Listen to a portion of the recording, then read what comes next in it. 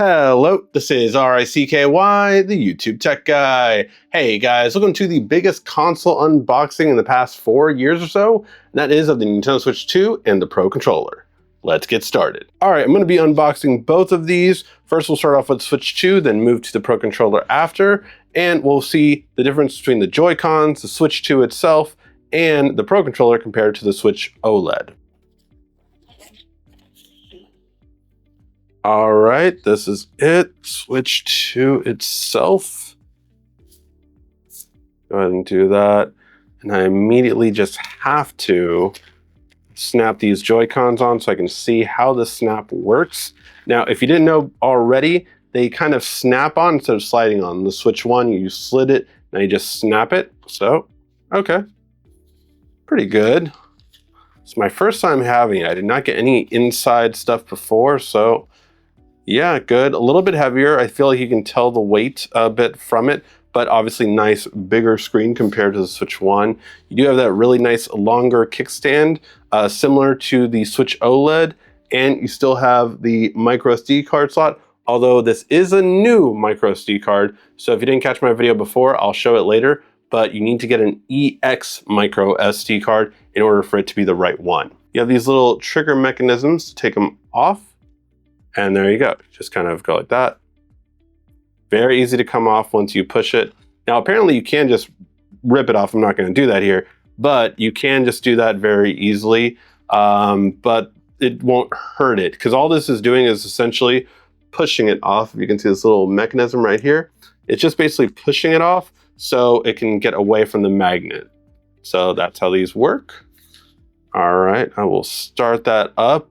I will be transferring from my old Switch to the new Switch, so that is something you can do. Make sure your old Switch is fully charged, so you can do that upon arrival, and this is what it looks like. And there we go. So I will start that process. Yes, you have to agree to everything Nintendo says. And then we'll set up the internet settings in a second. Let me see what else is in here.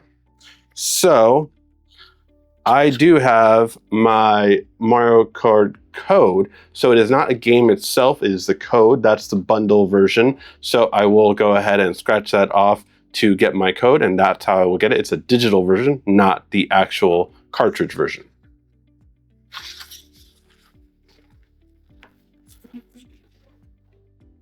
Other than that, in here you have a manual. You do have an HDMI cable. And you do have two little grips that obviously you always want to use these if you are playing a very motion heavy game. I'll go ahead and attach those in a second. But first I want to see what else is in here. Okay, so I did suspect this, and I find this very annoying that Nintendo did this again, where you actually do not get the charging version of this. You do have to buy that separately. I have that coming in today, luckily, but it's just very annoying that you don't get the charging version. It used to be that like this version was $10 less than the charging version, which I never, like no one should ever buy this one. You should always just get the charging version. That way you can just charge it when you're using it. So let's go ahead and plug these in. Bam. It is going to take some muscle memory to get used to this Switch attachment, but this is how the grip feels. Feels a little bit better than the Switch 1, which I'll get in a second, but I will say that like they go outward a little bit more at an angle, so I think that's what makes it feel a little bit better, but overall I would still use a Pro Controller over this, so we'll get to that in a second.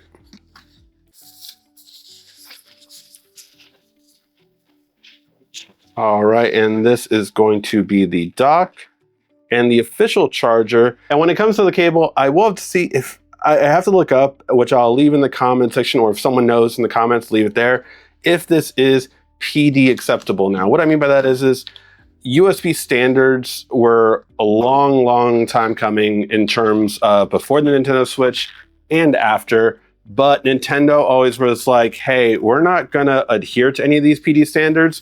So if you use a different kind of connection, you could completely damage your Switch and that's on you, which mind you is par for the course, obviously, because if you don't use their connection, they're not going to guarantee it. But what was annoying about it is because, you know, you're not going to take your charger with you everywhere you go. You're going to use other USB chargers. So hopefully they do adhere to the PD standards now, but we'll have to see that. So you do have the USB adapter, HDMI, and Ethernet connection right here on the back. And you have two USB-A's on the side, so you can still use a cable to go ahead and attach with it, although they don't give you one. That is interesting, because I'm pretty sure the Switch 1 did. And here it is. So it's also going to have like a lot of ventilation inside of it. Apparently that is for the charger itself, not the Switch. The Switch has its own internal cooling, so you do not need this cooling to cool it down further, if that makes sense. All right, and here's what the loop looks like with it. So same kind of stuff as before. You pull it so that it won't fly away. You have a little bit of a magnet right here. And again, you just push this button so that this part can go ahead and push off if you need to. Make sure you do match it, obviously, because they do have both on each side. You have the minus and you have the plus. So if I was going to use a blue one on this side, I would go like this. And if I was going to use it for the minus side, just go like that. So just make sure you line it up correctly. But other than that, it's pretty standard. Okay, so a lot of people were saying like, oh my God, this is so much better than the Switch 1. I'll put the Switch 1 in my hand right now, but I still think this is garbage. I would never use a controller like this. Like I need the bigger grip, bigger thing. And maybe it's just my hand size is a little bit chubbier or longer, but it's just, man, I cannot play a console game like this. So yeah, definitely gonna need that Pro controller, which I'll get to in a second. All right, and let's take a look at that Pro controller now and take a look at it. Then we will compare all of the Switch 1 to the Switch 2 parts. I am a big believer in the Pro controllers. It's honestly normally the only way I play the Switch. Oh, you do have an extra USB cable here. This one I'll actually use for my dock since it didn't come with one. That is really awesome. And yeah, I'm just such a big fan of the original Pro controller. It was amazing battery life, best in the industry, I think, for the longest time. Ooh, I think this one's lighter than the original. A little bit more curved down as well. Still great buttons though. Yeah, good. I will say it's very, very smooth, so you might want to get something like a grip.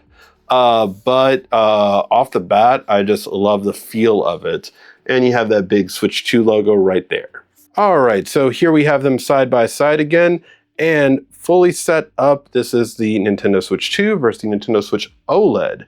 So 7-inch screen versus a 7.9-inch screen. I will say, I thought I would be a little bit disappointed in the blacks from comparing the two, but honestly, really good looking. I do feel like actually they kind of cheated because this is more of a gray on here, and the Switch 2 is a much, much, much, much darker gray, up to the point where it's hard for the camera to see it.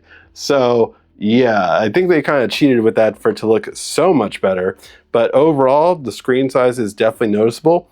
I still will say that like, you definitely know they're going to release an OLED version of this in the next 2 years, or maybe 3 years, but there's just so much aspect ratio over here for it to like stretch out a little bit more and for it to be an OLED. So I definitely expect us to see that in the upcoming years. Overall though, between the two, this one is definitely going to be noticeably heavier. I feel like this is one that's going to be lighter. In terms of how I feel about the buttons, yes, they are a little bit more separated, but not too far off, I feel like. I feel like most of your change is actually on the bottom. So looking at these two, it's more that it's longer, but the button placement is pretty much the same. So I actually don't see that much of a benefit in the buttons. I think they could have separated them more, and I think that would have been a much bigger benefit in my opinion. All right, now looking at them side by side, I will say that I don't think that it really is a benefit of them being longer because the button placement is pretty much identical. I think it would have been much better if they had moved the buttons from the original design. I think this, you know, just even half an inch would have benefited this a lot more. And yes, you would have had to stretch down a little bit more, but like, not to the part where it would have been really bad. I just think that it benefited from being longer, not so much in my opinion. I still would not really like to use these. I think your hands, your trigger fingers on L2 and R2 are going to be better, or sorry, ZR and ZL are going to be much easier. They kind of just flush to it. But other than that, the grip isn't too much noticeably different. All right, now we move over to the Pro controllers. Now, besides the colors and the first one being a transparent one, you can notice that there is a difference between these GR and GL buttons that you do get to program on the Switch 2. However, how does it feel? Okay, so main difference I noticed from the Pro controller is the original Pro controller is heavier than this one, or at least it definitely feels that way. The weight is way more distributed, whereas this weight is really only in the middle section. What I'll also say is the buttons are very much flat on this one in comparison to this one where they were more round. So difference in it, I feel like I like the round ones a little bit more, but where this one actually excels in is these joysticks are really good. I like them actually better than the original ones here, which just are a little bit more loose now. That could be with over time, maybe. Obviously, I've had these for a couple of years now, but they really feel good. Like this feels really good when it comes to the joystick. Everything else in comparison are pretty much same on the shoulder triggers. And again, the buttons being flat is a difference. But overall, I think it's just a nice, good upgrade. However, I will say that this one is slipperier. This grip right here is definitely slipperier. So what I did was on my other Nintendo Switch Pro controller, I have a grip on it.